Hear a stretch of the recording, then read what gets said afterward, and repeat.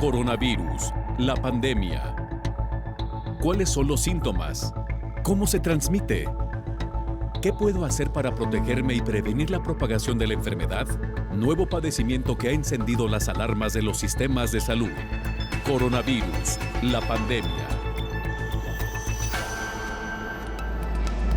Gracias por acompañarnos en esta emisión especial de fin de semana, domingo, en que hacemos una recapitulación de lo que le hemos presentado a lo largo de la semana. Vamos a iniciar, como todos estos recuentos, con el informe que nos llega desde Ginebra, Suiza. Es nuestro compañero Antonio Broto. Hola, ¿qué tal? Buenos días, Belén, y buenos días a todo el auditorio de Canal 44. Más de un año y medio después de que se iniciara la pandemia, por fin la Organización Mundial de la Salud ha recomendado un tratamiento para casos no graves de COVID. Aunque la mala noticia es que por ahora ese tratamiento, basado en unas proteínas artificiales llamadas anticuerpos monoclonales, es muy cara y de difícil acceso en la mayoría de los mercados. El tratamiento recomendado, que se hizo famoso cuando lo usó el pasado año el entonces presidente estadounidense Donald Trump, cuando contrajo COVID, consiste en un cóctel de dos anticuerpos monoclonales llamados Casirivimab e Indevimab, que produce la compañía estadounidense Regeneron y que otro gigante farmacéutico, la compañía suiza Roche, distribuye en mercados fuera de Estados Unidos. Sin cobertura sanitaria, un tratamiento completo con estos dos fármacos puede costar miles de dólares. Para evitar un uso masivo del fármaco que dificulte aún más su distribución, la OMS lo recomienda por ahora solo a casos que, aunque no sean graves, presenten riesgo de pronta hospitalización, mientras que en casos graves o críticos pide que no sea administrado a pacientes que ya hayan desarrollado anticuerpos de forma natural.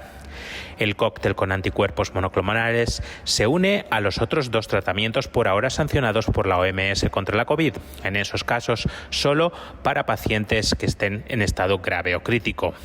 Uno de ellos está basado en corticosteroides como la dexametasona, es de bajo precio y está disponible en todo el mundo, mientras que el otro usa antagonistas de interleucina 6 y es mucho más caro. Otros tratamientos ensayados el pasado año con fármacos como la hidroxicloroquina, el interferón o la ivermectina fueron desechados por su escaso efecto en pacientes, aunque actualmente la OMS realiza test médicos con otros 3 candidatos. Lo que parece claro es que la carrera por los tratamientos contra la COVID está yendo más lenta que la de las vacunas.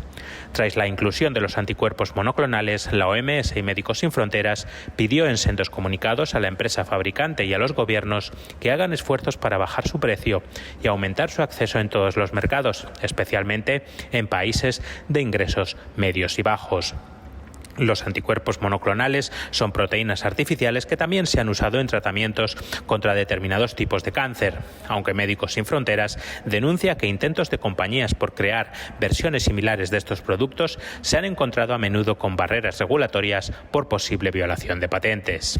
Reportó desde Ginebra Antonio Broto para el programa Coronavirus, la pandemia.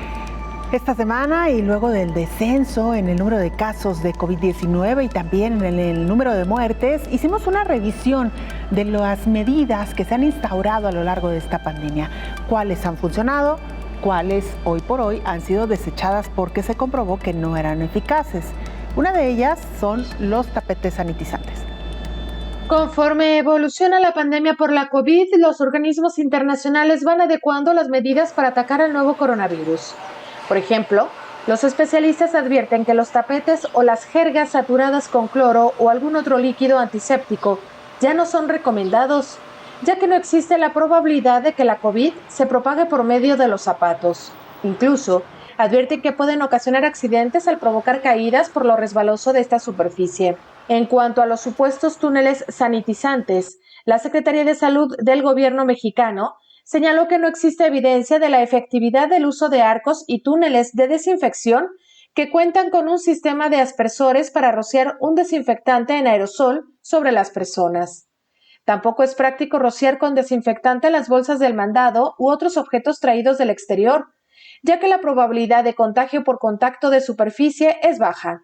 Por su parte, la Organización Mundial de la Salud sí recomienda lavar las frutas y verduras para evitar otro tipo de padecimientos como las enfermedades gastrointestinales. Antes de manipular cualquier alimento, se recomienda lavar las manos con agua y jabón. Otra medida que ha dejado mucho que desear es la medición de la temperatura con un termómetro infrarrojo, dirigido a la frente, brazo o incluso la mano. Expertos consideran que lo recomendable es hacer la medición solo en la frente, ya que puede variar la lectura a un registro menor si se toma en la mano o brazo. Sin embargo, es importante recordar que no todos los casos de COVID-19 desarrollan fiebre, por lo que se debe estar alerta a otros síntomas, informó Rocío López Fonseca. ¿Qué se queda? ¿Qué se va en esta pandemia de COVID-19? El infectólogo Héctor Raúl Pérez Gómez nos amplía esta información. Reconocer que este virus se transmite predominantemente por vía aérea, como lo hemos platicado en múltiples ocasiones. Algunas medidas quedaron fuera de contexto prácticamente. Por ejemplo, el uso de tapetes impregnados con soluciones cloradas no tiene realmente ninguna razón de ser. Incluso nunca tuvieron una recomendación clara por parte de la Organización Mundial de la Salud o de alguna otra agencia, y sin embargo proliferaron por todos lados. Esa no es una medida útil, así es que quien tenga tapetes de este tipo y los siga utilizando, realmente esta es una medida prácticamente inútil. Segundo, Belén, es muy razonable y conveniente que siga ocurriendo la limpieza de superficies inertes, sobre todo en lugares en donde ha estado un paciente que tiene COVID. Es muy conveniente seguir sanitizando. Sin embargo, aunque son medidas convenientes, importantes, son mucho más importantes todas las relacionadas con la protección de transmisión de la enfermedad por vía aérea. Ahora sabemos que este mecanismo de transmisión, el de las superficies inertes, es prácticamente inexistente. Ahora, ¿qué sí es muy importante? Sí es muy importante el lavado frecuente de manos, porque si por ejemplo en esta superficie una persona con COVID dejara pequeñas gotas de sus secreciones respiratorias, claro que eso sí es infectante, y el vehículo por el cual lo puedo llevar a mi organismo son mis manos. Entonces, por eso el lavado frecuente de las manos es importante. Luego, Belén, medidas de nula utilidad, por ejemplo, las cabinas, por ejemplo, de ozono, o las cabinas que incluso expulsan aerosoles sanitizantes, entre comillas, no tienen ninguna utilidad. Hay lugares en donde han dispuesto de este tipo de cabinas para que las personas por ahí pasen, etcétera. Es contraproducente. Incluso hay algunos estudios que sugieren la posibilidad de que en esas cabinas pueda haber algún riesgo de transmisión, hipotético, pero que tengan utilidad en reducción de la transmisión de la enfermedad es definitivamente descartado. Como también las cabinas de ozono, las cabinas de estos sanitizantes, ¿no? ¿Por qué? Porque el virus en todo caso está en las secreciones respiratorias, más que estar en las superficies. Podría tener alguna utilidad si el virus predominara en las superficies corporales, pero está dentro, está en la vía respiratoria predominantemente. Entonces, esas medidas han quedado en desuso y creo que todo esto que comentamos es muy conveniente y pertinente, Belén, porque en una pandemia como esta también hay que eficientar recursos. Claro. De suyo ha sido una cantidad impresionante de recursos económicos los que se han erogado para la contención de la pandemia y además para la atención del paciente con COVID-19. Entonces no tiene caso erogar más recursos en algo que prácticamente es inútil. Y además, si nosotros concentráramos la atención al uso de cubrebocas adecuado, a la distancia entre persona y persona, a los espacios abiertos, ventilados, semiabiertos y a nuestro lavado frecuente de manos, estaríamos, Belén, prácticamente en las medidas ideales, correctas, convenientes para el control de la pandemia de COVID-19. Y bueno, qué decir de la que seguramente es la herramienta más importante en estos momentos, que es la adecuada vacunación contra COVID. Claro. Entonces, por eso me parece importante que en este programa volvamos a repasar esto, claro, para concentrar nuestra atención en ese tipo de medidas. Mira, Belén, también vemos frecuentemente escenarios en donde las personas, por supuesto con el ánimo de hacer más importante la protección, etcétera, y en la buena voluntad rocían en el medio ambiente o en el espacio en donde se encontrarán algunas sustancias aparentemente con actividad antiviral o antibacteriana. Eso no tiene ninguna utilidad, ¿no? El virus puede estar en el ambiente durante algún periodo de tiempo después de que una persona infectada lo expulsa a través de hablar, a través de cantar, a través de estornudar, a través de toser, etcétera. Sí, pueden quedar partículas ahí suspendidas, pero que sea de utilidad un spray que se rocía ahí alrededor de donde estamos conviviendo, no, eso no tiene tampoco ninguna utilidad y lo vemos con mucha frecuencia. Hay personas que llegan a los espacios públicos y, por ejemplo, sí limpian la superficie en donde van a estar. Eso es útil, indudablemente es más útil que esta medida de aparentemente sanitizar el ambiente, el aire en donde voy a estar. Hacemos una pausa, regresamos con más información.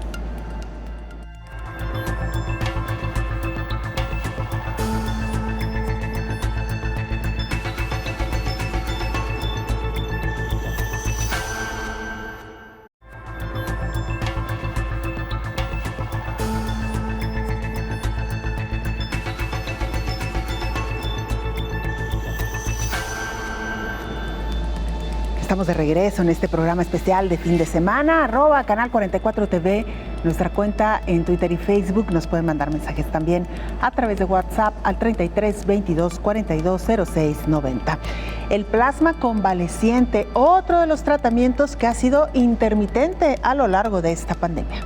Un estudio sobre el uso de plasma de personas convalecientes podría ser útil en pacientes ingresados por COVID en los primeros días, desde el inicio de los síntomas, y que no hayan desarrollado anticuerpos, es decir, antes de que se desarrolle la enfermedad grave. En esos casos, evita que la persona empeore y también la necesidad de intubarlo, por lo tanto reduce el riesgo de fallecimiento.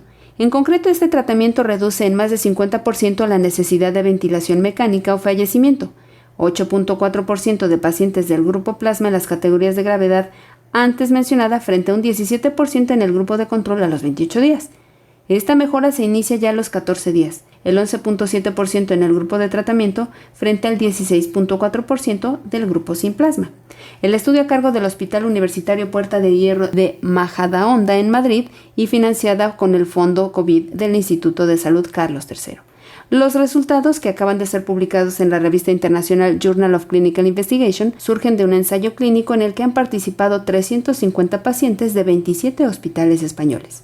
Estos resultados apuntan a un efecto favorable del plasma, ya que parece evitar la necesidad de ventilación mecánica y reduce el riesgo de fallecimiento en algunas personas que ingresaban con la infección en la primera semana desde el inicio de los síntomas, informó Elizabeth Ortiz.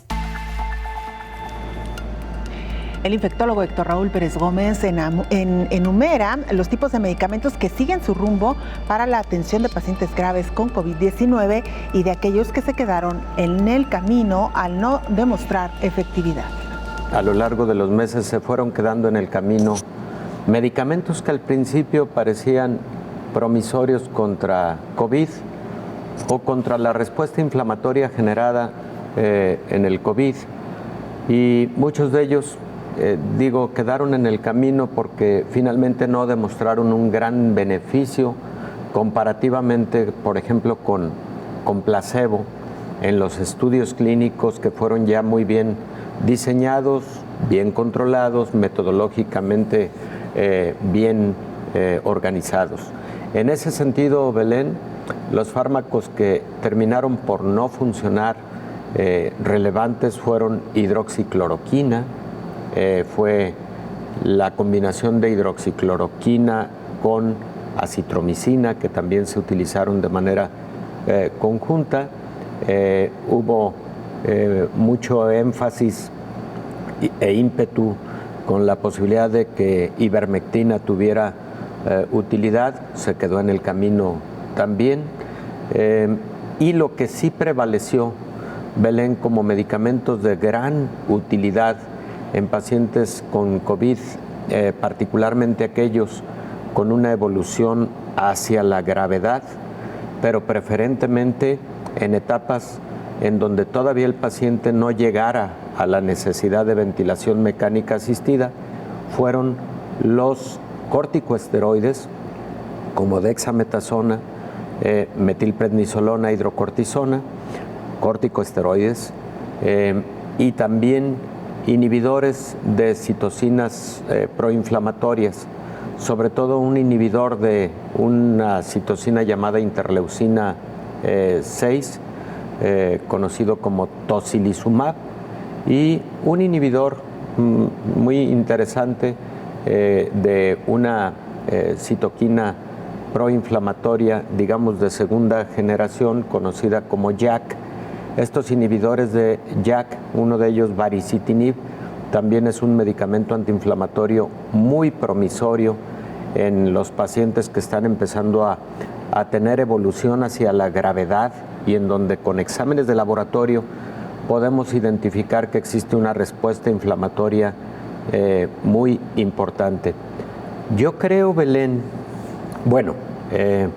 hay que decir que el único antiviral que por el momento las agencias regulatorias en el mundo y la propia Organización Mundial de la Salud han reconocido como un antiviral importante en el tratamiento de COVID-19 es Remdesivir, un medicamento que se administra por vía endovenosa durante 5 días, pero debe administrarse durante los primeros 8 días de la enfermedad, porque si no, después de 10 días, por ejemplo, ya prácticamente no tiene utilidad, porque el virus está como tal replicándose activamente durante los primeros 8 a 10 días. Después de ese periodo ya no es el virus el que está generando el problema, sino la respuesta inflamatoria que el virus dejó.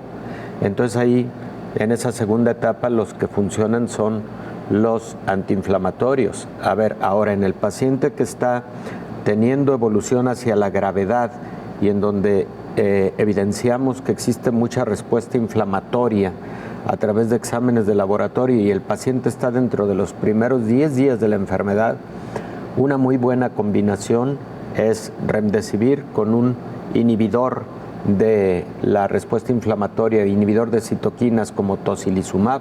Esa combinación es una estrategia muy buena en este tipo de pacientes. Por otro lado, Belén, está en trayecto y ya prácticamente concluyendo los ensayos de fase 3, un medicamento que se llama Molnupiravir, es un antiviral que parece muy promisorio. Estamos seguramente muy próximos a ver los resultados de los ensayos de fase 3. En los ensayos preclínicos, los que se llevaron a cabo en animales de experimentación, que fueron principalmente hurones, se encontró una muy rápida eliminación viral de las vías respiratorias en los hurones que recibieron este medicamento comparativamente con los hurones que no lo recibieron. Entonces, estoy hablando del estudio de investigación en animales de experimentación, y también en los hurones que recibieron de manera preventiva este medicamento Molnupiravir, hubo un riesgo bajísimo de infección comparativamente con quienes no lo recibieron. Posteriormente se pasó a los ensayos clínicos en humanos. Insisto, está concluyendo la fase 3. Creo que vamos a ver resultados muy promisorios. Ese puede ser un antiviral muy interesante en el tratamiento de pacientes con COVID-19. Es de Merck Sharp & Dohme, es de MSD, es un laboratorio de mucho prestigio, de décadas de estar en el mercado y además en investigación de nuevas moléculas. Yo a molnupiravir le veo grandes posibilidades. Y Belén, yo creo que en estos momentos la panacea en el tratamiento del paciente con COVID-19 son los anticuerpos monoclonales que actúan en contra de la unión del virus con la célula humana que infecta. Recordemos lo siguiente, lo hemos comentado en multiplicidad de ocasiones aquí. El virus tiene una proteína que es la que le sirve para unirse a un receptor, que es la puerta de entrada en la célula humana. Si tenemos medicamentos que se unen a esta proteína llamada proteína espicular, entonces la unión de este virus con la célula humana, con el receptor de esta célula humana, no ocurrirá. Y bueno, ya en ese sentido existen anticuerpos monoclonales, incluso en el mercado, incluso autorizados para su uso en muchos países en el mundo que actúan de esta manera. Uno de estos monoclonales, particularmente combinados, han sido mucho más promisorios. Bamlanimab, conjuntamente con etesimimab, actúan de esa manera y entonces se conocen como anticuerpos monoclonales antivirales, inhibidores de la unión. Hay otros anticuerpos monoclonales que son los que actúan reduciendo la inflamación contra las citocinas proinflamatorias. Entonces son de dos tipos. Los dos son muy promisorios, pero en la fase temprana, cuando el paciente tiene menos de 8 días de inicio de la sintomatología, estos inhibidores de la unión de la proteína espicular con el receptor pueden ser, y de hecho están resultando muy, muy promisorios. En Perú está nuestro compañero Renato Mogollón, reportero del canal USMP TV de Perú, quien nos presenta el siguiente informe. Buenos días, Belén, y a todo el auditorio del Canal 44. Se amplió el rango de vacunación contra la COVID-19 para los jóvenes que tengan entre 23 y 24 años. Adicionalmente, el Ministerio de Salud ha adquirido un nuevo lote de dosis Sinopharm y Pfizer, con los que se podrá completar la inmunización a los grupos etarios restantes. De acuerdo a los reportes del gobierno, se encuentran registrados más de 9,5 millones de habitantes en todo el país, cumpliendo debidamente con la aplicación de ambas dosis. Esto ha sido logrado a partir del vacunatón, con 45 centros de vacunación en Lima Metropolitana y Callao, donde se ha podido aplicar un aproximado de 450.000 vacunas por día.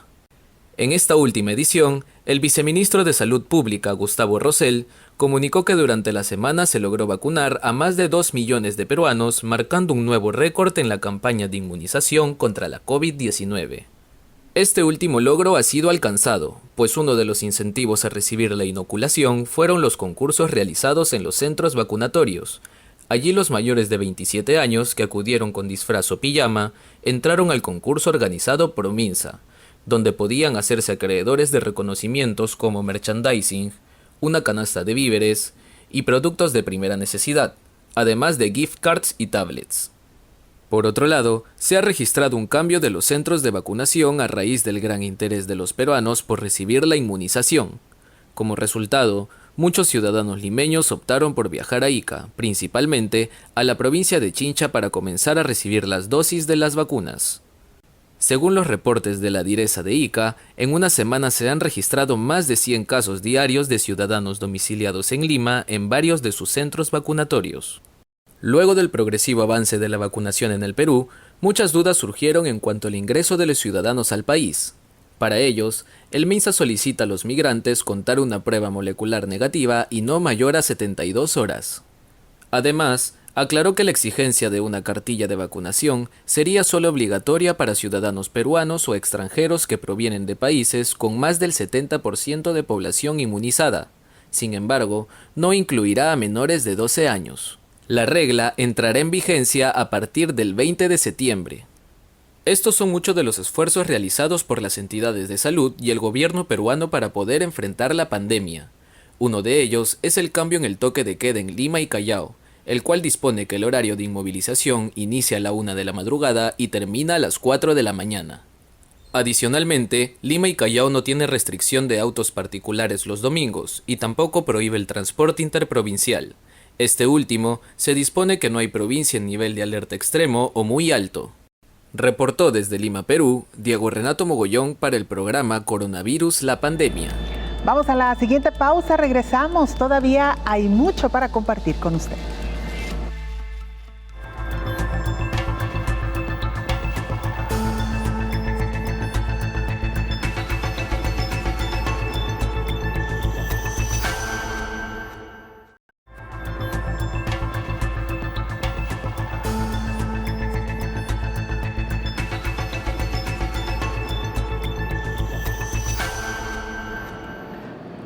Estamos de regreso y se lo decíamos ya a lo largo de esta semana, lo hemos abordado en diferentes momentos, están bajando los casos de COVID-19 en varias partes del mundo, sin embargo en Estados Unidos todavía presentan un panorama poco alentador.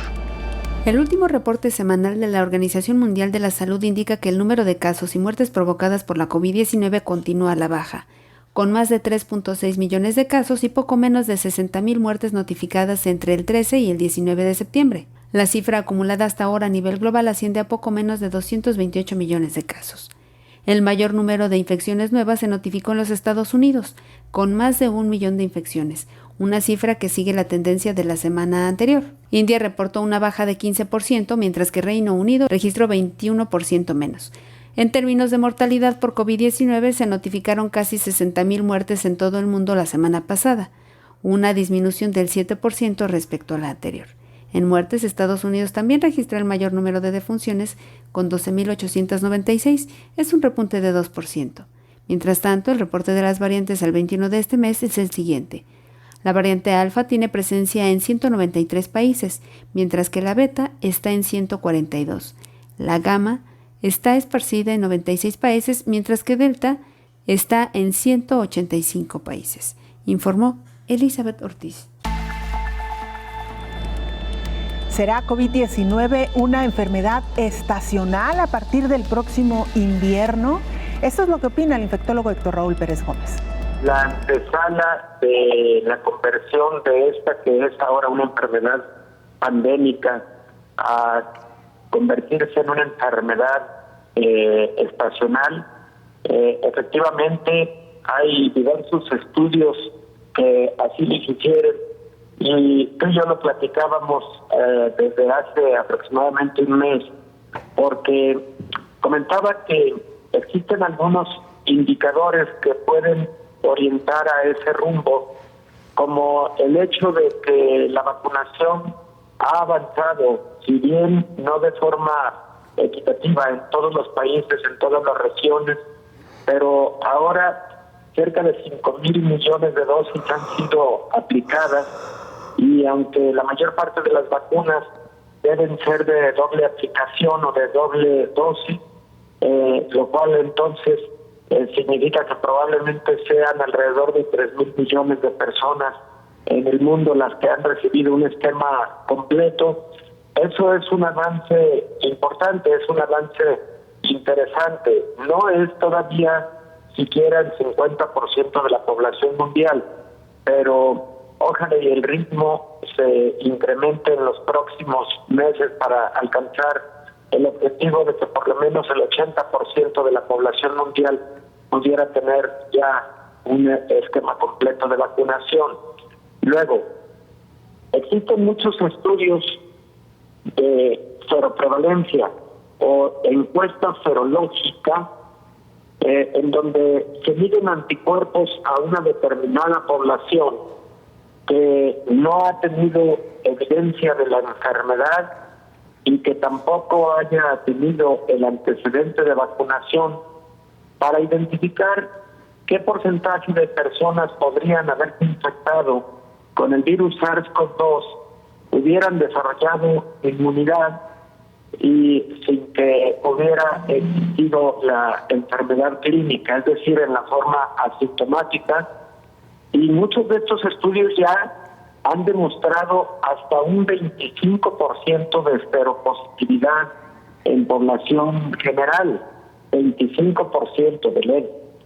Por otro lado, si a esto le sumamos el número de personas que ya han tenido enfermedad COVID clínica a nivel mundial, entonces la suma de factores, incluido la vacunación, incluido los que han tenido enfermedad clínica con sintomatología y los individuos que han sido encontrados positivos a anticuerpos de manera aleatoria a través de estos estudios de seroprevalencia, nos sugieren que al menos alrededor del 60% de la población podría haber tenido ya contacto con este virus y podría estar teniendo alguna inmunidad protectora contra este patógeno.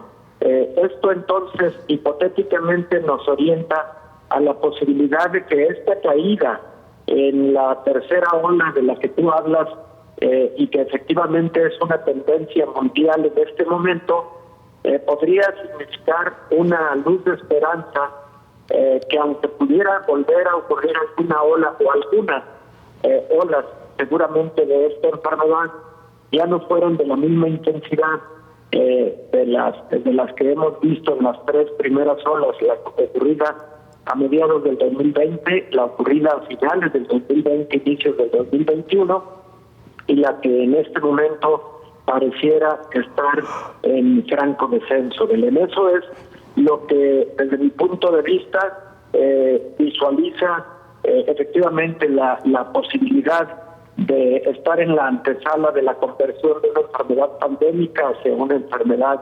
estacional. Es posible en la medida en que ese virus o cualquier otro virus deje de circular con la intensidad que ha ocurrido a lo largo de este año, 8 meses de pandemia, porque la persistencia, la circulación genera replicación intensa del patógeno, y mientras más replica un patógeno como este, que es un virus RNA, entonces existen mayores probabilidades para la aparición de nuevas variantes, de nuevas cepas, de mutaciones.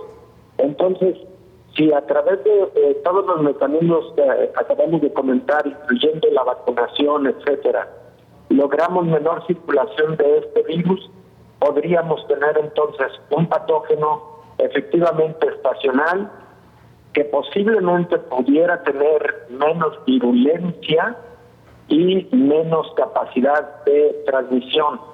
Esto es hipotético, no podemos asegurarlo al 100%, pero lo que sí sabemos, y esto nos lo han enseñado otras infecciones por virus RNA, como es de que mientras menos circulen, menor probabilidad de mutaciones, menor probabilidad de surgimiento de nuevas variantes, nuevas cepas, y lo contrario, mientras más circulen, mayor riesgo del surgimiento de estas variantes. Ahí sí, el peligro sería que una nueva variante se comportara con mayor virulencia o con mayor capacidad de transmisión, como ha sido el caso de la variante Delta. Pero hasta ahorita, por fortuna, pareciera que ninguna de las variantes tiene un comportamiento más virulento. Sí, más transmisión, como el caso del Delta, como el caso del Alfa, pero aparentemente no más letalidad no más virulencia. La capacidad de un patógeno de estafar, de burlar al sistema inmune que se ha generado a través de las vacunas, cuando una nueva variante le permite precisamente esta evasión del sistema inmune. Ahora, en el caso del virus SARS-CoV-2, agente etiológico de la enfermedad COVID-19, este escape inmunológico sí lo hemos encontrado en algunas variantes, en particular el caso de la variante sudafricana, conocida como beta, sí mostró alguna capacidad el virus de burlar al sistema inmune generado a través de la vacunación.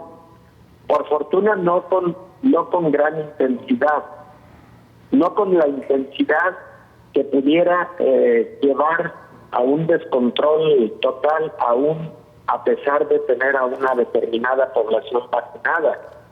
Pero precisamente ese monitoreo debe estar persistente en todo el mundo para descartar ese riesgo de que una determinada vacuna deje de ser suficientemente útil ante la presencia de alguna variante de las que en este momento circulan o de las que podrían surgir en el futuro. Vamos a Honduras con nuestra compañera Naomi Mesa, reportera de STV Telebásica. Un saludo para ti, Belén, y para toda la audiencia de Canal 44. Durante la semana epidemiológica número 36, en el departamento de Cortés se diagnosticaron 1.835 pruebas PCR, de las cuales 1.199 dieron positivo, arrojando una positividad de 58% en casos de COVID-19. El viceministro de Salud, Roberto Cosenza, indicó que un promedio de 50 a 55 personas fallecieron debido al coronavirus durante esta semana 36. También manifestó que lo que más le alarma es que el 98% de estas personas no tenían ninguna dosis de la vacuna contra COVID-19 aplicada. Las autoridades de salud en la zona norte del país reiteraron el llamado a la población a completar su ciclo de vacunación anti-COVID, porque esto permitirá salvaguardar la salud y la vida de los hondureños. El subsecretario de Salud de Proyectos e Inversiones, Neri Cerrato, detalló que la Secretaría de Salud cuenta con un abastecimiento adecuado de medicamentos contra COVID-19 y también detalló que los hospitales cuentan con un suministro importante de oxígeno para hacer frente a la demanda de pacientes que requieren este tratamiento para su recuperación. Siguiendo con las jornadas de vacunación contra el COVID-19 que se siguen dando en el país, ya se han inmunizado a más de 2.947.650 con la primera dosis y 1.689.501 con la segunda dosis, siendo un total de 4.637.151 hondureños que ya están vacunados. Según los datos proporcionados por la Secretaría de Salud, el país ha recibido un total de 6.705.767 vacunas, mismas que se han adquirido a través de diferentes mecanismos. Honduras ya sobrepasa los 357.600 casos positivos por COVID-19. Se reportan al menos 107.900 personas recuperadas, con el lamentable deceso de más de 9.400 hondureños. Les recordamos a la población que se cuiden en todo momento. Las vacunas no impiden el contagio, por lo que no deben olvidar las medidas de bioseguridad y que de no ser necesario no salgan de su casa. Para Coronavirus la Pandemia, informó Naomi Mesa de STV Telebásica. Nuestra última pausa, volvemos con más.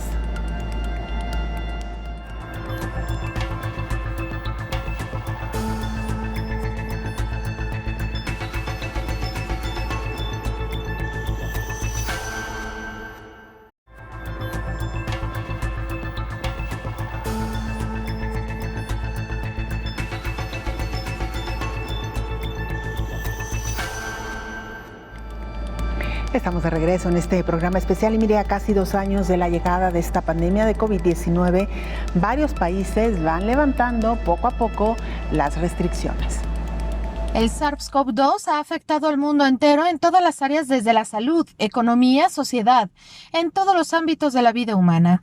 Apenas hace unos meses, algunos países comenzaron a regresar a la antigua normalidad. Han intentado retomar en donde se quedaron, recobrar en cierta manera la normalidad luego de campañas efectivas de vacunación que han logrado bajar la incidencia de contagios y levantar restricciones como el uso de mascarillas. ya sea en lugares abiertos o también cerrados. Uno de los primeros países en permitir el no uso de mascarillas fue Israel, y luego le siguieron otros como Polonia, Hungría, Austria, Dinamarca, Francia, Andorra y Australia. Sin embargo, en Israel se volvió a pedir mascarillas en lugares cerrados por un aumento de casos. En el caso de Estados Unidos, las autoridades sanitarias indicaron que las personas ya vacunadas pueden no usar mascarilla, mientras que las que no están completamente vacunadas sí deberían seguir usándola, especialmente en lugares cerrados. En Portugal, la mascarilla solo es medida cuando no se puede tener la distancia física recomendada. Reino Unido permitió que ya no se use en exteriores y tampoco la pedirá en lugares cerrados. Mientras que en el país de donde salió el nuevo coronavirus, China, las autoridades permitieron desde el segundo trimestre de este año a los residentes de Wuhan entrar y salir de la enorme ciudad. Los habitantes salen sin autorización especial, informó Rocío López Fonseca. ¿Qué opina de este levantamiento de restricciones el infectólogo Héctor Raúl Pérez Gómez? A continuación, su comentario. En muchos países, con el avance de vacunación que han tenido, también con la reducción significativa en el número de contagios, con el número de personas que tienen anticuerpos no solo por la vacunación, sino además por el antecedente de infección, han generado lo que conocemos como inmunidad de rebaño en porcentajes significativos ya altos.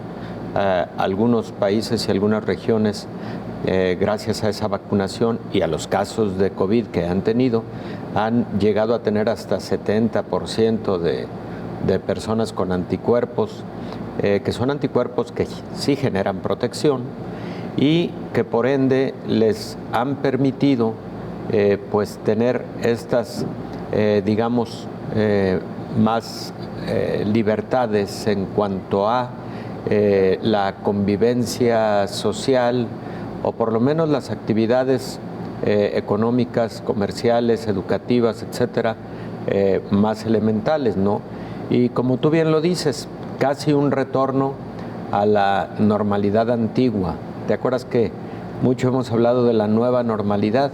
Bueno, la nueva normalidad seguramente va a tener modalidades de acuerdo al comportamiento de la pandemia, pero además también va a tener modalidades de acuerdo al comportamiento de otras enfermedades infecciosas actuales y futuras, porque el mundo tiene que estar preparado y más a partir de esta pandemia de COVID-19 para la posibilidad de otras pandemias. Quisiéramos que jamás ocurrieran, pero la realidad es que pueden ocurrir.